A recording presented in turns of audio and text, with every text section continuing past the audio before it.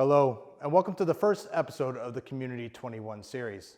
Tonight we're in the Barron Hall, and we'll be speaking with Kathy Wolff and Maggie Hogg of the Community Relations Forum, an organization that has spent the last 40 years building good relations in the Antrim and Newtownabbey Council, and you could even argue is probably the epicenter of community in this great borough. But you don't need to hear it from me. Here's what they had to say.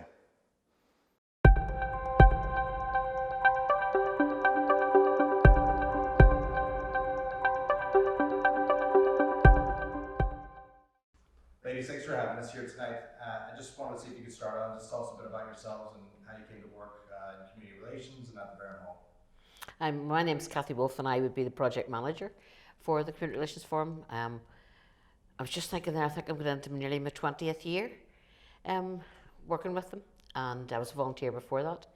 I'm a firm believer in good relationships, and COVID has really seen that happen. Excellent. And yourself, Maggie? My name's Maggie Hogg. I was introduced to community relations about 5-6 years ago through a mutual friend. Having looked back, really admire the work that was being carried out in the Barron Hall. And during COVID, unfortunately, I was shielding for the first lockdown. And I depended on the Barron Hall before the supermarkets were making deliveries. Kathy was able to arrange me to get one of the government boxes just to tide me over until I got on the delivery schedule. And it really was a lifesaver at the time. That's fantastic. And isn't there a little bit of a story that I saw on Facebook about a chair at one of your properties? Can you tell us a little bit about that? Well, my chair, it all started with a friend, another baronet, who would have went and got some shopping for me. Wilma came around to visit, and she was sort of leaning from one foot to the other. So after she went, I said, right, get a plastic chair out of the garden, tie it to the front fence, give her somewhere to sit when she comes round for a chat. Well socially distanced. And so the next day, Wilma came around, took a photograph, popped it on Facebook, did a wee blurb. And then the next day, someone else happened to call. Usually with Vino, but that's besides the point, and did the same. They sat in the chair, I took a photograph from my doorstep, and on Facebook, another wee blurb about that character, and it just went on. So like for over 100 days, I bombarded Facebook. I'm sure a few people defriended me, but anyhow, it amused me, and it kept me, for my mental health, it was really good because I'm still seeing people. I live alone, and it was a bit of crack. And do you think it's small gestures like that, maybe you've seen over COVID, that have made a difference to people and how they've been able to sort of survive this last year? I think we all sort of looked at simple ways that we could survive, and everybody was different. So, for Maggie, it was the chair. I was one of those people that sat in that chair. And even as somebody that was sitting on the chair, it was a two-way scheme. You were gaining from just actually, you were across the whole garden, face to face. You were actually talking to someone, even if it only was for 5 minutes. Because for so many people, I know that Maggie and I went to a house where a woman in her 90s, and we were the first people. We went at Christmas. At Christmas, we were delivering afternoon tea, dressed as Mrs. Claus and Maggie Elf. Amazing. So we were, and when we went to the house, she was able to tell us that we were the first people she spoke to face from March, and this was December. So, those small things that we think, oh, really, what does it matter? And the looks that we got being dressed the way we were dressed, but it was well worth it. It really was. It boosted our mental health and definitely boosted recipients. And, everyone we left had a smile on their face. Sometimes it is that. It's just the ability to knock a door and say, look, we've got a wee bit of funding here, and here you go. And we met so many different people that we never would have had the opportunity to meet with. And as I say, so different than what my day job was. I don't normally go about knocking doors and, delivering food parcels and picking up prescriptions and things like that there. But actually, whenever you see people, as Maggie would have said, that couldn't get a shopping slot, and that type of thing, that actually, I think of one family where the lady had cancer, and of course he had to shield because she was shielding. So therefore, when her medication changed, she couldn't get to the chemist to pick it up. So, and it was a two-way thing, because you came back another day and there was a card and a packet of roses, box of roses sitting on this thing saying, "Don't know what we'd have done without you." And yes, there were some bad experiences. Yes, it brought out the best and the worst in some hear folk. about that in a moment for sure. But do you know what? It kind of maybe showed us what a community should be like. We should be doing that all the time. It took COVID maybe to show some of us that, really a community needs to be more than just your next door neighbour. It needs to be that, checking that your neighbours are okay, checking that we're lucky, we've got good family, family close by us and that. But not everybody's, and we found that from going to the doors with afternoon tea and mental health pick-me-up bags and things like that we were lucky. And then whenever you heard some of the stories that we heard, there was a couple of times that we sat in the car and cried. Yeah, and I think it highlighted after COVID there's still going to be a problem in the community with loneliness, so we need to get out there somehow. Kathy, you made a comment about what a community should be like. Just backtracking a bit, you've been building community here for a number of decades now. Can you talk about what life was like here at the Barron Hall, some of the projects you would have done in normal times and how that was impacted by COVID? Yeah, so on a Monday night we would have had women's drop in with about 22 women, and we did craft and we did women into politics and plenty of things. And all of a sudden that stopped, and for some of the ladies that I was ringing, checking how they were, and that they were saying they thought this was a lifeline, but the difficulty was, if you've come through different other problems and you're used to going somewhere and all of a sudden that stops, that's okay for the first couple of weeks. But after the first couple of weeks and it's still not back, then as Maggie says, even with Maggie living on her own, and not seeing how that we had to kind of change things. And then, we look at citizens' advice, advice, and I would have been in here, and then it stopped. Then we had the pensioners groups, the senior citizens groups, they stopped. And all of a sudden, a building that was a lifeline to many and a meeting spot to many then really had to close its doors. Close the doors, then for some people that means that their own front doors then closed, because if they have nothing to go to or nowhere to go, we've got a big problem. And as Maggie says, we've got a problem that's going to last a wee bit longer than just the COVID. Yeah, absolutely. Do you want to highlight some of the support you did give to the community over this time? I know you've talked about different food packages and stuff, but if you want to dive into that a little bit more, and how you maybe adapted to things over the pandemic. Yeah, well, we did the government, the Department of Communities, the food boxes when they come out. Very heavy boxes, so big you couldn't get very many into your car. And one of the difficult bits for us was that the lorries that came were not conducive to the entrance into the Barron Hall, which is a small entrance. So the stuff all had to be carried up to the door. They were good. They helped out really when it was needed. Along with boxes then, we did the prescription pickups, so either from doctors or from health centres, from chemists, and delivered those round. We also looked at what are we missing here. So we thought about, well, is mental health? So we did a pick-me-up parcel, and we did about 300 or so of them, and inside the box was very simple.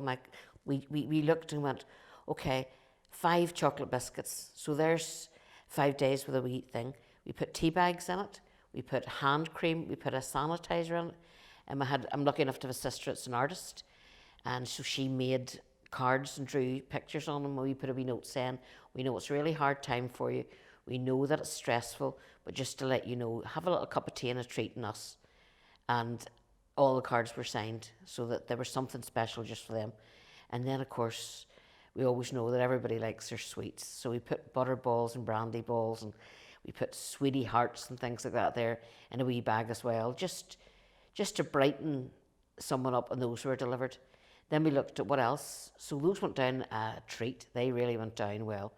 Then we looked at mental health. So we put leaflets out, courtesy of the police, just send people to watch out for the scams that were doing the rounds, watch out for opening the doors, making sure they stayed safe. So we put those leaflets in, as well as things like cards just saying, again, smile. Things will get worse sometimes before they get better, but they will get better. And we put some aromatherapy and stuff in it. So just little things that we could find just to brighten up and show people that there was a community out there that did care. And there has been positive feedback from delivering these parcels, either through comments on Facebook, emails, thank you cards, You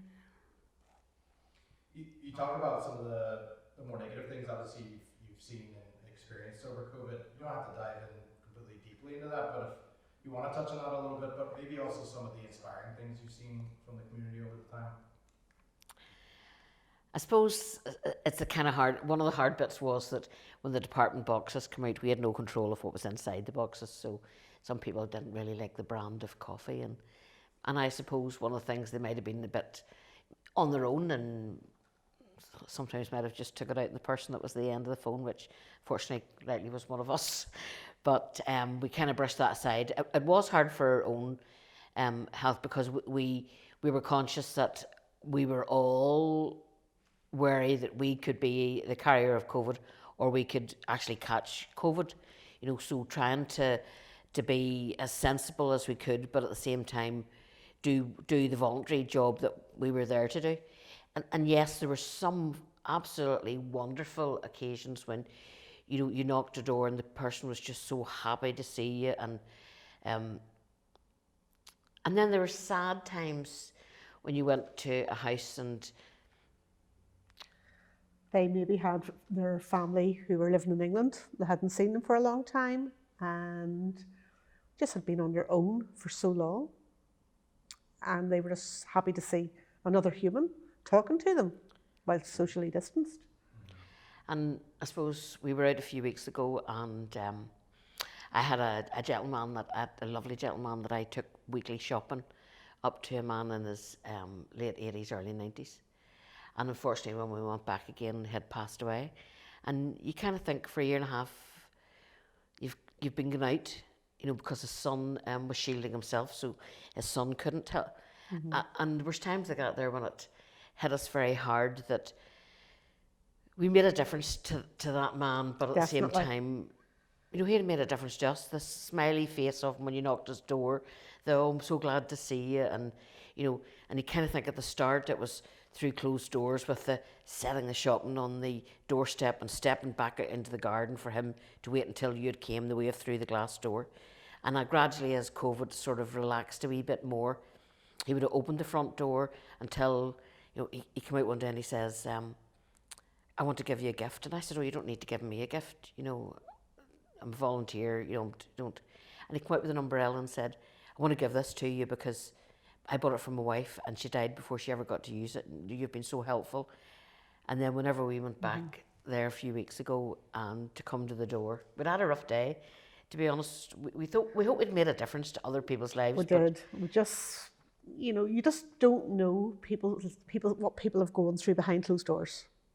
And, you want to take their problems away, but you can't. So you just try to let them unburden some of their problems onto your shoulders. But we've got broad shoulders.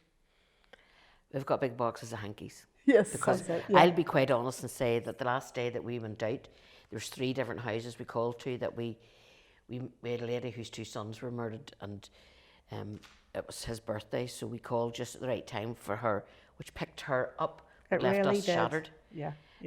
We found out our George had passed away, and another lady, it was anniversary of her husband's death. Mm-hmm. So sometimes taking on the burden, the pressure that they're giving us unintentionally, might add, unintentionally. Yeah, oh yes. But you know what? This is why you do it with friends, and that you can then sit in the car and look like 2 right idiots. Like at one point I said to Kathy, right, just drive, pull in and park. I can't do this anymore. Well, actually, I'll be quite honest. Our words were, I'm not going out with you again because if you're going to make me cry every time I go out. But they're tears of joy. They're tears Yes, of, yeah. you know, just of thinking that actually how lucky are you if you've made a difference to somebody's life, even if it is a box with a sandwich and a Yeah, scone and a wee cup of tea, something to brighten their day, to make somebody feel a wee bit happier when you leave. No, we get a lot of benefit from it too. You know, it's uplifting, but you just have to take the rough with the smooth. Yeah, it sounds like, you know, going that extra mile and when you can making that connection with people does make a difference, probably positively for yourselves, Oh. but also just helping them with their own mental health. And obviously, what's been a difficult time across the board for Northern Ireland. So I'm not resigning. yeah, absolutely. She's not allowed to. I certainly commend you both for all the community work you've done prior to COVID, and then obviously during COVID has had a huge impact. Going on from that, what have you learned over COVID? What are your plans for after lockdown as things start to open up again within the Barron Hall and your wider community relations work? Well, I suppose it's getting people outdoors. You know, we're on Zoom at the moment with 34 people on a partition course. We're still Zooming on a Monday night with the women's group. And it is saying to people, we're now doing reading rooms on a Sunday afternoon to try and look at ways that we can open the doors and safely bring people back in, because good relations is always going to be around. It's not going to be away. And if we've learned anything, it is of being, I suppose, being able to ebb and flow with what's happening. You know, we know through our own families and through our own experiences that we need to start opening the doors and letting people in, but we need to do it in a way that people are not frightened to come in. So whether that's looking at so much by Zoom and so much, you know, by people actually coming in and having the chairs all set a certain way and having, you know, that, you know, I laugh now, you know, putting a wee like temperature gun to somebody's head. You know, who would have thought a year and a half ago that you'd be saying, check in here, sign in. Have you been in contact with somebody that's had COVID? What's your temperature? Oh, no, you're fine. Go in, sit down. Sit in your seat and don't be getting off that seat. And if you get off that seat, put that mask on. And if you're going to go to that toilet, there's that spray and spray that stuff before you come back in here. And you've got to wear your mask if you get off that seat. And don't be going into the kitchen. You're not allowed in the kitchen. And bring your own tea and bring your own coffee until I get this all sorted. And relax at the same time. And take a big deep breath and say, Yes, yes, and have fun. Yeah. Yeah. And really, do you know, I'd have to say, I know we said about, you know, the crying and everything, but we have had some laughs to say, you know, you're dressed up as an elf and Mrs. Claus. You know, we were out one night as the Pink Ladies. So, you know, and it is, if it can bring a smile, because we are lucky, we have had the ability to chat, and we've had the women who are on the Zoom and the ones on the Zoom, and you can have that wee bit of fun. And we have to keep on saying that, you know, a community is more than just a building. And if we can go outside and make a difference by a bag, a wee pick-me-up bag, That's it, you know, by some handmade buns, by a card, then you know what, we've done something with good. And again, if it makes us cry one day, it'll make us laugh the next day. And you know, it certainly made us appreciate what we've got, and it's made us appreciate this hall and the difference that you can make. And how that we have been supporting each other, rather than just ourselves. You know, like I can laugh and you say things like, as Maggie said, oh, I'm not coming back out with you. And you know rightly that this week she's coming back out with me, so she doesn't really have a choice. And you know, we have had support from council and, you know, and the Department of Communities. And yes, it's been hard because some days when you're lugging up £1,000 worth of food from the Antrim Road because the van can't come up in. And we were lucky that we had the opportunity to work closely with Queen's Park Women's Group. And then we took on the mantle of a hub for 8 other community groups in the borough to support them with the food parcels, as far as Ballycraig and Antrim, Burnside, Mollusk, Mayfield, Ballyhenry, Presbyterian, some to Glengormley High School. We were very lucky that we could do that. And then that's supporting another element of the community, you know, with things that maybe they didn't have, you know, maybe a premises to store food into.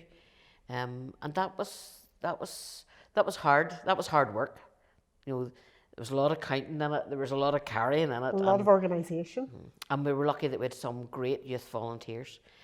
And also we were very lucky that some of the staff from Antrim Newtownabbey Borough Council come out and helped us with deliveries as well. And say when you could only get really 5 boxes in the car at one time, and you have steps and hard doors still open and things like that there, and they were heavy boxes. It was great to have that support. I think all in all, if it's taught us anything, it is that partnership working is really the way forward. We were very lucky. Good board, good volunteers, and good partnership working. Absolutely. I just have one last question for you. What's your message for the community at this time?